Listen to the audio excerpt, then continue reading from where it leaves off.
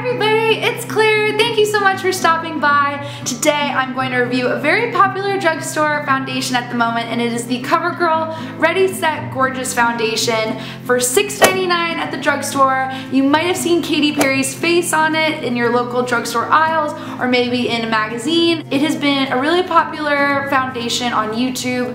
I believe this came out in May, but I did buy this 2 weeks ago and I promised I would do a review on it, and I haven't touched it yet. So I've been dying to show you guys here as a first impression video. It's oil free, it says here on the front, and on the back it says, one simple step for a flawless natural look that lasts all day. The formula blends easily to even skin tone and reduces shine all day. It's just this kind of squeezy style tube. Kind of reminds me of Rimmel foundations in that way. So I'm just going to squeeze some product on the back of my hand. That's typically what I like to do with any sort of liquid foundation. Use my hand as a palette. And it's quite of a thick liquid, as you can see. And with any liquid product, my favorite style brushes to use are the Real Technique Samantha Chapman synthetic brushes. This is by far my favorite. This is the buffing brush, just gives the most airbrush looking finish to your skin. So I'm gonna pick some of that product up on the back of my hand. And it definitely has more, like a little bit of a fluff to it, to the liquid. It's liquidy, but it has a little like airiness to it. I'm just going to start in the center of my cheeks and work this up. The shade, again, I have it in is Natural Beige. Since I knew what I was in Revlon Color Stay's foundation line, I actually grabbed that one and put it next to the CoverGirl line, and I matched up next to it to see which one was closest. That's what I'll typically do as a reference point. Since I know my Revlon Color Stay shade, I'll use it as a way to guide me in which color I should get. So I just brought you guys in a little bit closer because I want you to really see the difference, and I think that's toothpaste. Oh my god. I do have some hyperpigmentation on my cheek that I want to see how much it covers, and I've only used a little bit of amount, and it's doing a great job making my skin look really smooth so far. And it really covered these spots nicely. This is definitely a medium coverage foundation, I can tell right off the bat. I feel like you can build this up more if you'd like, if you like more of a full coverage foundation. Doesn't really have a scent to it. It's very subtle, which is nice. I don't like a very strong scented foundation. I think it's a little distracting.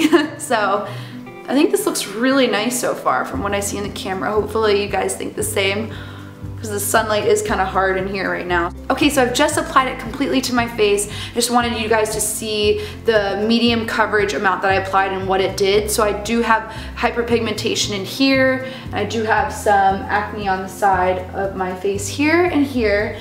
And I have to say, it gave a really nice even coverage to all those spots in a short amount of time.